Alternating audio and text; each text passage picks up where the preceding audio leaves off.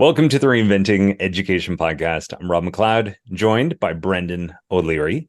And today we're going to set the table for the explanation of the counselor approach to school. This is a counselor approach, meaning a more student-centered, student-negotiated approach to teaching and learning. Typically, these schools kind of are structured by a circle. You might see the sociocratic or democratic approach to ensure that all voices are included in decision-making within the schools. And we're going to talk about the context, the larger context in the world that is a match for this kind of school. Because I think, Brennan, at the core of this, we have like some of the spiral dynamics, the sociological model here in place. And one of its big tenets is the idea that these kind of strategies or approaches to living emerge as a response to a specific environment. And today on the program, we're trying to look at the environment that would be a match for this kind of school. Spoiler, it's giving all the good stuff away there, Robert. Yes, this is the third of our big three types of school, a counselor-centered approach, as we've come to think of it. What we had previously called progressive education. We have dug into it in bits and bobs here and there, but I think we can indulge ourselves a little bit more as we're going to open up into the season where we dig into the real nuts and bolts of what a counselor-centered education could look like. But you are right. Similarly, when we look to the expert, what we were calling traditional, and the coach-centered, the world that they are in, very important to their success, as in the coach-centered approach to schooling, which is very much in line with democratic Enlightenment values, scientific rationalism, and capitalism, global capitalism. It's about setting goals, it's about aims, it's about having a set agreement on what we're trying to do, and it's very, very useful. And its needs stemmed out of, I guess, medieval feudalism, which was very, very much a hierarchical system. Concepts of liberty and equality were not defined. There wasn't a legal system. There wasn't an economic system as such. It was a barter system. And so we look at the capitalist approach that they emerged, that were still arguably in, and how it's a very good fit for a coach-centered school system that has a curriculum and has a very clear set of aims and is built on goal setting and transparency. However, as we're going to dig into now, there is definitely, since the mid-20th century, particularly when ideas of postmodernism and socialism in a political kind of sense became more accepted as ideologies, and they brought with them a lot of ideas that found their way into education. At times have been accepted more than others, but present a way to view education, which you could call progressive education, what we're calling the counselor-centered approach, a way to approach education that isn't teacher at the front delivering lessons, a syllabus, standardized testing, isn't even necessarily within a school building. And that can be very, very appealing. How can we start to unpack this idea of a counselor-centered approach for people? Yeah, so I think, as you were starting to allude there, if we go back to this idea of certain living conditions, certain political or economic systems being in place, being a match to the kinds of school, we can easily link the feudal to the expert approach, modern capitalism to the coach approach. The counselor one, yes, pieces of this have already trickled down, but arguably, we don't see large-scale application of this counselor approach yet. And perhaps that is in part because we are still very much in a, industrial, post-industrial capitalist system, which does value credentialism, which does value standardized acknowledgement of accomplishments through post-secondary degrees, through specific qualifications. And although the education will be differentiated, the idea is it's still very much a monoculture of education in the coach approach. Everyone's going through the same curriculum. How does this launch into the counselor, and what are the counselor-like living conditions? Well, a more socialist, more socially egalitarian approach might be the better match. And yeah, we have pockets of that in our modern world, but it's definitely not the dominating force everywhere. And when you look at the countries that have leaned more towards this counselor approach, they are some of those more social democratic type countries, the Nordic countries, Canada, where strong welfare state systems, all these sorts of things. And it's interesting that it seems to be in those kinds of countries where this counselor leaning approach has come in. We can point to a handful of true counselor schools, but I think you could use that as evidence that as of yet, the living conditions are not wide scale, or there isn't yet this match in terms of education. The counselor-centered school, working from the principle that every single person within that school is within a community and they have their own rich set of needs and wants, and those will align somewhat with the needs of the local and even global community around them. So that counselor-centered approach, not starting with a curriculum, not starting with an aim of knowing enough to get a particular credential, instead starting with what do we want and need right now, we being the operative kind of term there, because it's not, as we'll get to the babies and bathwater, the criticisms and the positives later, but it's not what do you want. It's not a selfish, narcissistic approach in its healthiest form. And as we know, expert, coach, and counselor can all be healthy and unhealthy. They all have positive and negative sides. But in its healthy approach, it's saying, okay, we live in a community and that community has needs and we have needs. How can we meet those? What's emerging right now that we can do short-term and long-term to move towards meeting those needs?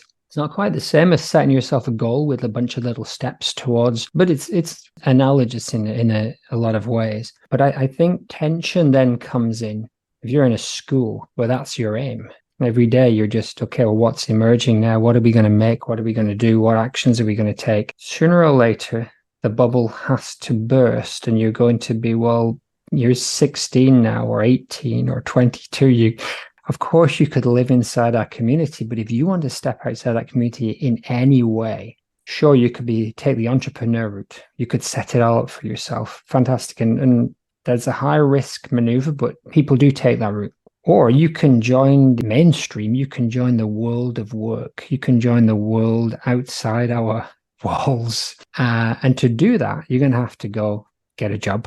So do a job interview, which is almost certainly going to be contingent on you having a particular credential. Okay, so you're going to have to study for this. And there's that tension comes in sooner or later into the counselor-centered world as it currently stands, because it's not focused on the things that are the rules of thumb that you need to get ahead in the mainstream global capitalist economy. But what that sometimes means is that people will say, well, we shouldn't do it at all. It's a pie-in-the-sky dream. Don't get involved in a counselor-centered school where students are choosing their own path and meeting the needs of themselves and the community, because you're not serving them in the long term. You got to live in the real world, and you got to lock into that curriculum so that you can stay on a grade level and you can eventually get the credentials. Obviously, we're going to make the case that that's not 100% true. There's a million nuanced steps between a purely healthy coach-centered school and a purely healthy counselor-centered school. Yeah, and I also think it's a bit of a straw man to say, the counselor approach, it's only what is meaningful to the student or their community now. Because I think a well-done counselor school in the current day would say, oh, well, this thing's important to you. Okay, well, I, as your counselor teacher, will point out a blind spot that maybe you're not aware that you're going to need a credential to do this. And we're going to have to find space for you to achieve this credential in some way, ideally that's meaningful to you, in order to meet this larger goal. So I think it's the bit of the straw man thing to say that it's only ever the current needs within the counselor school. There needs to be the needs now for who you are now, and the idea of you being important now and you on a trajectory. Both of those things are true. Yes. And so If you're inside that counselor-centered school, you're looking for space and time to allow that to emerge. And I think that's one of the bigger differences between that and the coach-centered. The coach-centered, especially in its, if you're looking at schools with hundreds, thousands of kids, that space does not exist for you to take 3 months, 6 months, 2 years to work out which path you're on and what essentially you need to do. And I kind of went through this with my son, who took a less traditional route, but still end up getting some credentials. He had to do way, way less stuff to get that credential than I did when I did a similar one in school. I think I had 4 or 5 lessons a week, and I think I had homework 2 or 3 nights a week, and he was doing far less than that. And maybe he's just smarter than me, but he got a better score on that test than I did, with far less work in that more mainstream sense, far less kind of textbook work and what we call chalk and talk, with teachers lecturing or giving you extended examples. Because I think we were able to find the way at each point that worked for him. What work does he need right now to learn these particular concepts? It certainly wasn't the sort of counselor-centered approach where you have a lot of freedom to investigate the things. There were other components that allowed in that. He was able to do a lot of other things because he wasn't going to school and doing all of these additional hours. There were drawbacks too, of course, but he had that space. That meant that if he needed a little bit more time, he could take it, but there were weeks when he didn't need any additional time, and he was doing the study in a couple of hours versus the 6 or 7 hours that you were spending within school, with a similar or even better result in some ways. I guess my point being that the counselor-centered, because it doesn't start with that curriculum. And one of my best favorite lines that I come back to a lot is Freire's idea of never knowing what you're going to teach when you walk in, which is a cardinal sin in both the expert and the coach-centered teaching and learning model. But in the counselor-centered, it's like, how would I know what I'm going to teach? Now, I could be continuing something from the previous day or using threads and building. It's not like I'm making it up all the time, but it's like, I don't know what's emerging today, whether we're continuing what we did yesterday or whether there's something else that is on our minds, whether we're taking a detour. None of that's possible in a school where you are on a very strict curriculum coverage model to get you specific concepts covered so that you can take a standardized test. And then you're just looking for pockets to do other things. It's flipped that model. You've got all of this time and space to do things. And the idea is, okay, what are you going to do with this? Yeah. To pick up on that idea of, what was the exact quote? Walking into the room not knowing. I'm paraphrasing, but it's something along the lines of like, he doesn't want to know what he's teaching when he walks into that room. And his model, as I kind of bang on a lot because it's one of my favorite, is he would go into a community and he would spend 3 months essentially observing and feeding back what he was hearing and what he was seeing. And from that would be the basis of his lessons. There wasn't a huge distinction between a conversation he had in the street and the lesson that he did on a particular day. Yeah. So if we go back to the expert just for a second, they might have some sentence filling exercise of, you have no right walking into a classroom not being an expert on what you are going to teach. And the coach might have some variation of, you have no right walking into a classroom without a curriculum objective to teach. And this counselor approach, this is, you have no right walking into that room knowing what you are going to teach for that day. So this, and those 3 approaches match 3 different worldviews. That expert piece of, we are training experts to take on duties in society. The coach, we have an objective and we're going to measure how well or how close you can get to our standard or how far you can go beyond it, because, hey, we're going to use that to filter you in the next round of school. And that's going to trickle out to how many options you have in the job market once you leave this place. And then with the counselor, it's saying, no. The most important thing is, your ability to carve your own path in life. And, definitely the coach, the expert to some degree, they prioritize the cognitive thinking, rationalization, all these pieces, where what the counselor is bringing in that is something new is saying, well, yes, of course, wealth can matter, of course, but also on the table, you need to be looking at emotional well-being, your inner world, your emotions, strength of a community, your relationships, your interpersonal skills, your capacity to care, your capacity for empathy. Now, of course, there's no coach teacher that would say, no, those things don't matter. But what the counselor is saying is, no, they are equally priorities to your level of achievement. And by bringing those new priorities into play, that's when you move into this newer approach of saying, no, what matters most is tuning into what is important. And things like empathy and, all these other skills go on to support that. Yeah, and we've already touched on this in terms of the structure of a counselor school, but there is this view that every human is equal, and within the school, every voice is equal. So the hierarchy of the expert, where only a few people get to make decisions, or the coach-centered, where no, decision-making spread across staff now. In the counselor circle, yeah, there's heads of school, yeah, there's teachers, and there are students, and there are parents, and there might even be community members.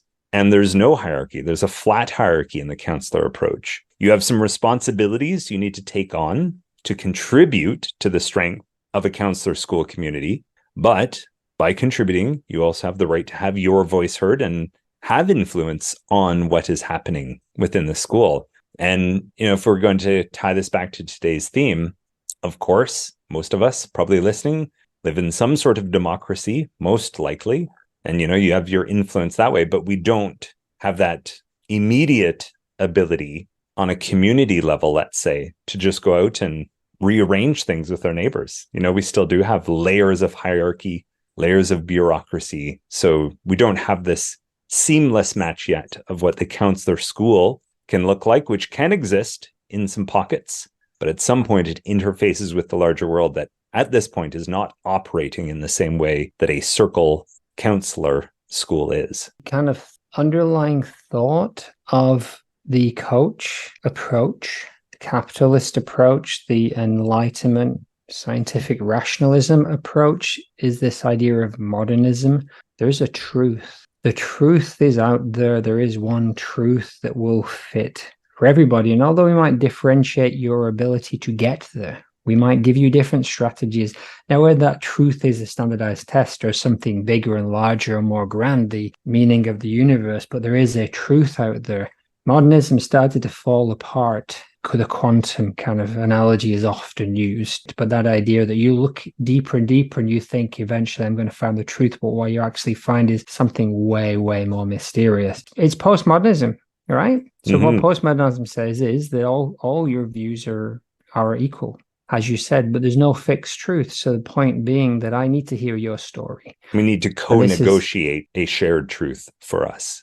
And I need to hear the story of the other people in the class and the other people in the school. And the modernist approach, which has a shared truth, doesn't necessarily need us to share all of our stories because they're all heading towards the same modernist truth. If you move into something that, again, is postmodern, which does fit with the idea of socialism, or even into the idea of anarchism, which is personal responsibility for your own actions. It's right at the end of the scale. The idea is that there isn't a fixed truth in any of this. We are negotiating and redefining together. We're defining what it is. And every time there's a new voice, every time there's a new person, a new conversation, it's going to change. The traditional feudal model, the expert-centered, does not entertain that idea necessarily, and the coach-centered may investigate but still believes there's one truth. That's why the school is set up to have one curriculum, one end point that we all achieve. Suddenly can get very scary if you move away from that, because we had it cracked. We've got the answer. We study the curriculum and then we pass the test and we've cracked it. But as you said, that's just one aspect of us as people.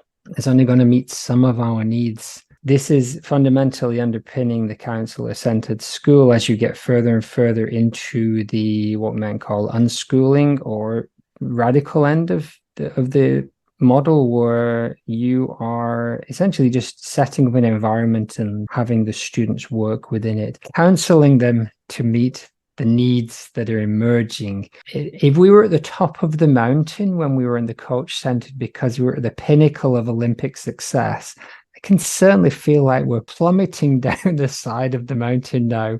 The brakes are off. Where are we going? it can be a very scary place for some of us, maybe for all of us. Yeah, and the flip side of that is a far more exciting place because everything's not so structured and delineated as well Yeah, of as course. can happen in the coach.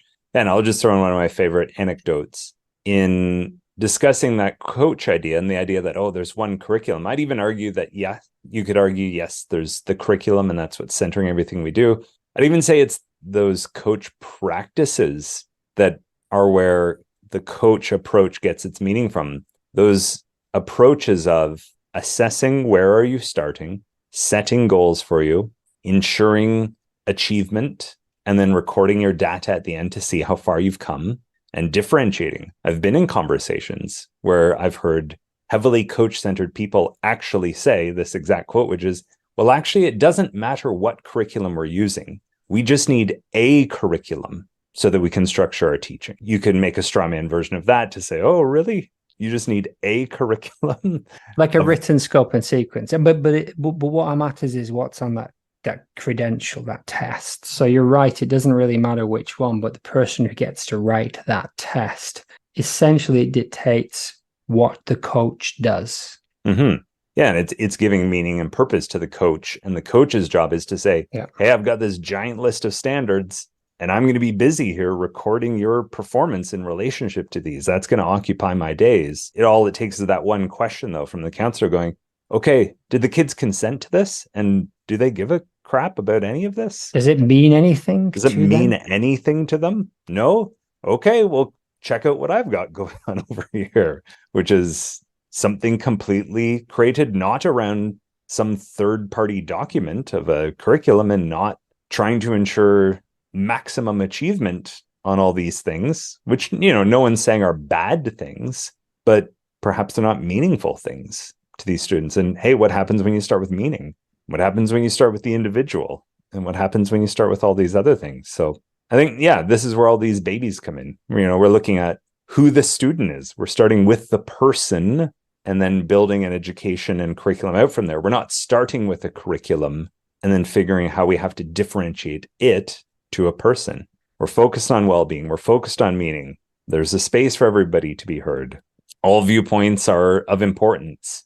There's a sense of community. It's not just a bunch of individuals trying to do personal bests here. There's a lot of good things going on. Person-centered counseling, the Carl Rogers approach, which is that you have everything within you to meet your needs right now. That doesn't mean that you have all the cash in your pocket you need to buy that Ferrari, but it means that you, with a little bit of counseling, with some guidance, with some help, and of course, this is a big question within when you get into the counselor-centered end of the spectrum. What is the role of the teacher? How much scaffolding and support do they give? But essentially, at its core, the counselor says, "Yeah, you already kind of know what you need.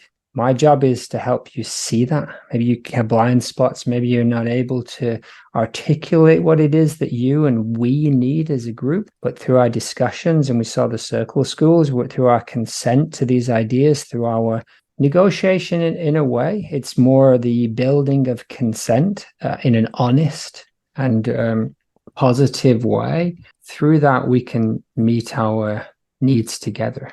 Yeah, and then if we look at some of these bathwater, these are some of the areas where this counselor approach could go wrong, or maybe, a few of these are even just more like symptoms of when the counselor approach is not being done optimally. So the optimal side of counselor is to say, everyone who's involved, we sit down, as you said, we hear your story, we hear where you're coming from, we hear what's meaningful, and we need to create an idea that we can consent to. Now, that does not mean everybody loves this idea, but it simply means that there's no one here who opposes a solution. And if you do oppose a solution, we, because we are the community in the school, need to talk about it until we can find a solution that we can live with. Now, this can require an incredible amount of time, especially if it's a contentious issue. And, there will be some people who will just be more appeasing and not wish to stay in the conflict and wish to move on or just get beyond something. And maybe they don't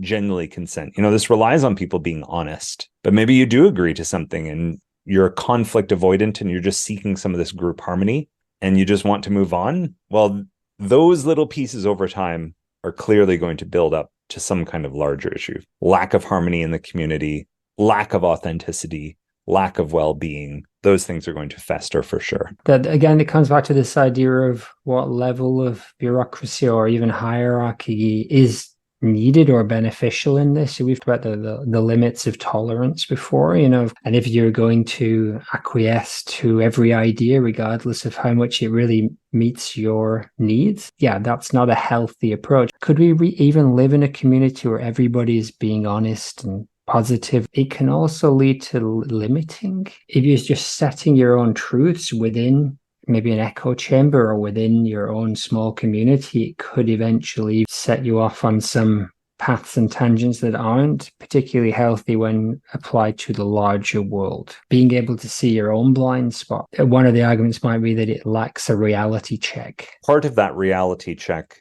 at least for a counselor-centered school in this time and place, is that it's still far from the majority. We talked about this idea that you might see more of this counselor approach in the earlier primary to maybe middle school years. But as those big credentials, exit exams from secondary school that lead to your access to post-secondary, the closer you get to those, typically you see this counselor approach disappear from schools in favor of a more coach or expert approach. So it's definitely still far from a majority, maybe at this time still not interfacing with the living conditions as they are. Now, of course, you can make the flip side case to say, and we're also seeing credentialism crumbling a little bit, perhaps maybe more of this self-directed approach and student portfolios and all these things will take over. And maybe that is the case, that's where we're headed. But at this time, you don't see a lot of counselor approaches right on that precipice, right on that border into the next step of school. And a large part of that has to be that to commit to the counselor-centered approach, as we said, does require that time and that space. And if you've got 30 or 300 kids that are moving towards credentials and this wide range of ability levels, believe that this is necessary for these students to achieve within the current system, which holds a lot of truth, you're going to cut back on anything that takes away from that. And you just simply don't have the time for that counselor-centered approach. And so there's schools out there that attempt to do what we've called the green sheen, this kind of taking the best parts of a coach-centered school and also trying to implement elements of the counselor-centered school.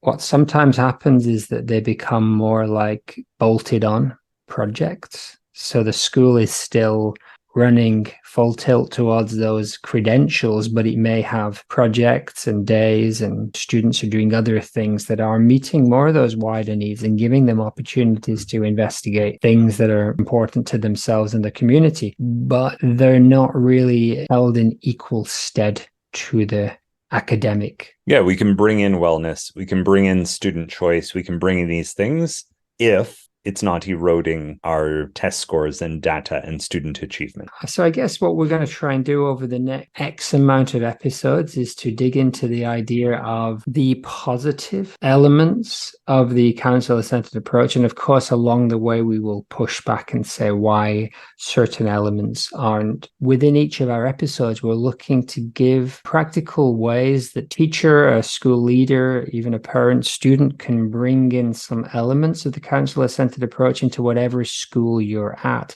You are leaning more towards the counselor-centered approach already. Hopefully we can give you some ideas to dig deeper into the underlying values that are driving that school, inclusion and meaning. Hopefully, whatever school you're in, you can take elements of the best parts of the counselor-centered approach and bring them into your school. If you feel a bit of that tension, it might allow us to ask some questions about what we're doing, how we're approaching education. What are we trying to achieve? So we're learning, kind of unpicking this as we go. I'm looking forward to this unique inquiry into all this stuff. Thanks, Brennan. Thanks, Rob.